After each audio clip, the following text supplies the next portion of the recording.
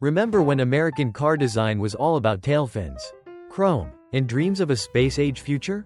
Or maybe you picture the 1950s as a golden age where every driveway held a gleaming symbol of post-war optimism? Today we take a look at 10 of the stupidest, strangest, and most baffling cars of the 1950s you've probably never seen before. 1. 1953 Kaiser Dragon. Coming in at number 1 is the 1953 Kaiser Dragon, a car that looked like it had driven straight out of a designer's fever dream. Launched in the early 1950s as Kaiser's ultimate statement of luxury, it boasted an exterior unlike anything else on the road. A padded vinyl roof patterned to resemble bamboo and flashy gold-colored trim that caught the eye from a block away. Inside, it was even more outrageous, with dragon skin, vinyl upholstery that made you feel like you were sitting in a tropical tiki lounge on wheels. But all that style came with painfully little substance. Under the hood, the Dragon carried a sluggish 226 cubic inch inline-six producing just 118 horsepower. The heavy automatic transmission sapped even more performance, making acceleration a slow, wheezy affair. Worse, that fancy vinyl roof had a nasty habit of soaking up rainwater, leaving the car smelling like a swamp after a storm. Today, the Kaiser Dragon is remembered as one of the boldest missteps of the 1950s, proof that luxury isn't just about looking expensive. It's a quirky relic of an era when automakers sometimes valued showmanship far more than engineering sense. 2. 1958 Edsel Corsair. Coming in at number 2 is the 1958 Edsel Corsair, a car that has gone down in history as one of Ford's most infamous flops. Introduced as part of the brand new Edsel line, the Corsair was supposed to represent upscale American motoring. Instead, it became a national punchline. Its most polarizing feature? That vertical, horse-collar, grille. Mocked by critics and consumers alike as awkward, unattractive, and downright bizarre. The problems didn't stop with styling. The Corsair came with Ford's ambitious Teletouch transmission, which placed push-button gear controls in the center of the steering wheel. In theory, it was futuristic. In practice, it was a nightmare. Buttons jammed, misfired, and in some cases drivers accidentally shifted gears when trying to honk the horn. Add in sloppy build quality, misaligned panels, uneven paint, missing trim pieces right from the factory, and you had a recipe for disaster. Launched during a nationwide recession, the overpriced Corsair never stood a chance. Sales tanked, and the Edsel brand collapsed just 2 years later. Today, the Corsair stands as a cautionary tale that even the biggest carmakers can get it spectacularly wrong when design, timing, and execution all miss the mark. 3. 1957 Ford Skyliner Retractable. Coming in at number 3 is the 1957 Ford Skyliner Retractable, a car that looked like pure magic in its day. This was America's first mass-produced retractable hardtop convertible, with a roof that folded away into the trunk at the push of a button. It was a jaw-dropping party trick for the 1950s, turning heads at every stoplight and cementing Ford's image as an innovator. But the magic came at a cost, literally and mechanically. The complex roof mechanism used more than 600 individual parts, which meant more things to go wrong. Owners quickly learned that motors jammed, switches failed, and misaligned panels could leave the roof stuck halfway. At nearly 2 tons, the Skyliner was also heavier than most rivals, hurting acceleration, handling, and fuel economy. Priced higher than traditional convertibles, the Skyliner struggled to attract buyers who didn't want to pay more for extra headaches. Only about 20,000 units were built that year, far fewer than Ford had hoped. Today, it's remembered as a stunning example of 1950s ambition and proof that sometimes the coolest ideas can turn into the trickiest problems. 4. 1950 Davis Divan. Coming in at number 4 is the 1950 Davis Divan, a 3-wheeled curiosity that promised to revolutionize motoring but ended up as one of the strangest failures of the decade. Built by the Davis Motor Car Company, the Divan featured a single front wheel for steering and 2 rear wheels, giving it a sleek, aircraft-inspired profile. On paper, this layout was meant to improve efficiency. In reality, it made the car dangerously unstable. Taking a corner at speed could cause the entire vehicle to tilt or even lift a wheel off the ground. Inside, The divan seated 4 people across a single wide bench. But practicality stopped there. The driver sat slightly off-center.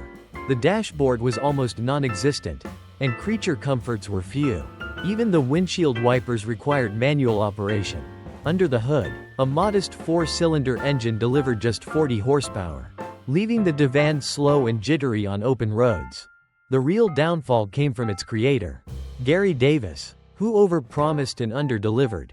He collected deposits for hundreds of cars but produced only 13 before being convicted of grand theft and fraud.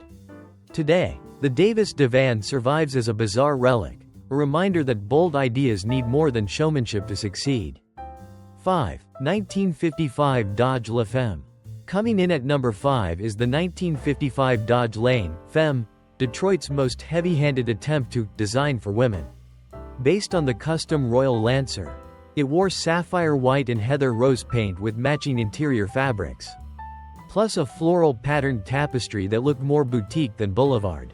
The sales pitch wasn't performance or practicality, but a matching accessory set, a color-coordinated handbag containing a compact lipstick case, cigarette lighter, coin purse, comb, even a rain cape and hat. The problem? It sold a stereotype, not a solution. Under the glamour sat the same hardware as ordinary Dodges, so there was no meaningful advantage behind the wheel. Buyers saw the package for what it was, a marketing gimmick draped in pink. With limited demand and a rapidly changing market, La Femme lasted only 2 model years. Today it's remembered as a glossy misread of what women actually wanted from a car: real capability, comfort, and value, not a glove box full of cosmetics. 6. 1959 Buick LeSabre. Number 6 is the 1959 Buick LeSabre, a rolling sculpture of the space age. All sweeping fins and oceans of chrome. It looked fast standing still, but the driving reality was far less glamorous. Buick's smooth but slushy Dynaflow transmission soaked up much of the engine's punch, turning throttle inputs into a long, syrupy swell instead of a surge. Add nearly 200 pounds of decorative trim, and you had style literally weighing down substance. On the road, the LeSabre felt like piloting a small ship: light, imprecise steering, a floaty ride, and plenty of body motion that discouraged spirited driving. Inside, plush bench seats favored living room comfort over support. Fine for a cruise but tiring when the road got twisty. As a symbol of late 50s excess, it nailed the look, but it also proved how easily performance and drivability can be sacrificed on the altar of flash. 7. 1953 Willys Aero. Coming in at number 7 is the 1953 Willys Aero, a compact American car that tried to blend style with practicality but never found its footing. Produced by Willys Overland, better known for its rugged Jeeps, the Aero was intended to capture the growing market for smaller, more efficient vehicles. Its rounded roofline, soft curves, and sloping sides set it apart from the boxier sedans of the time, giving it a subtle, almost European flair. Inside, the Aero seated 5, but the cabin was basic compared to the flashier, full-size cars Americans loved in the 1950s. The real problem lay under the hood. Its inline 6-cylinder engine produced just 91 horsepower, leaving it sluggish next to the V8-powered competition. In an era when bigger and faster sold best, the Aero's modest performance made it an underdog. By 1955, poor sales and tough competition forced Willys to end production. Today, the 1953 Willys Aero is remembered not for its success, but as a symbol of how hard it was for small cars to win over 1950s America, unless they had the speed, power, and flash the market craved. 8. 1954 Hudson Jet. Coming in at number 8 is the 1954 Hudson Jet, a compact car that aimed to bring Hudson into the small car market but ended up sinking fast. Designed to compete with the Nash Rambler and other emerging compacts, the Jet featured a 104 horsepower inline 6 and offered either a manual or hydromatic automatic transmission. On paper, it was practical, roomy enough for 6 passengers and built with Hudson's solid engineering reputation. But the Jet's styling was a letdown. Its plain, boxy shape lacked the flair buyers expected in the mid-50s, earning it the unflattering nickname, the beige box. Worse, Hudson spent heavily to develop it, making the Jet expensive to build and sell. In the showroom, it was caught between cheaper rivals and more stylish full-size cars. Adding to its woes, Hudson was in the middle of a merger with Nash Kelvinator to form American Motors Corporation. The Jet's short life was over by 1954, and it never got the chance to evolve. Today, it's remembered as a rare sight from an automaker that bet big on small, and lost. 9. 1950 Nash Airflight. Coming in at number 9 is the 1950 Nash Airflight, a car that looked like nothing else on the road. For better or worse, with its fully enclosed fender design, sweeping curves, and almost teardrop profile, the Airflight was a bold attempt at aerodynamic efficiency in an era obsessed with chrome and tail fins. Under the hood, it carried a 3.8-liter inline-6 producing around 112 horsepower, paired with either a 3-speed manual or hydromatic automatic. Inside, Nash offered a feature that was pure 1950s novelty: front seats that could fold flat into a bed. Perfect for roadside naps on long trips. It was comfortable, roomy, and ahead of its time in some ways. But its heavy body and unusual proportions hurt handling and performance. Many drivers found it sluggish and awkward compared to more conventional rivals. While some praised its innovation, others simply didn't like the look. Sales lagged, and the Airflight became one of those cars people remembered for its quirks rather than its success. Today, it stands as a reminder that daring design can win admiration, but not always buyers. 10. 1950 Nash Rambler. Closing out our list is the 1950 Nash Rambler, a compact car introduced when America was still in love with big, chrome-laden sedans. Nash marketed the Rambler as stylish yet economical, featuring a sleek, bathtub body with smooth curves and a distinctive wraparound windshield.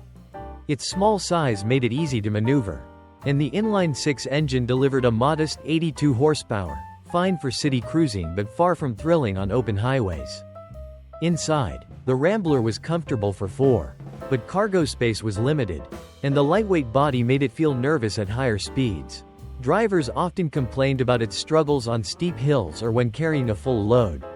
Mechanical gremlins didn't help. Issues with the transmission, suspension, and electrical systems hurt its reputation for reliability. Though it found some fans for its fuel efficiency, the Rambler couldn't compete with the power and presence of full-size rivals. Production continued for a few years, but this first-generation model faded into history. Today, it's remembered as an ambitious early compact that proved Americans weren't quite ready to downsize in the horsepower-hungry 1950s. So, which of these bizarre and baffling 1950s cars do you think was the absolute worst? Was it the over-the-top Kaiser Dragon, the awkward Edsel Corsair, or maybe the gadget-filled Ford Skyliner that couldn't keep its roof working?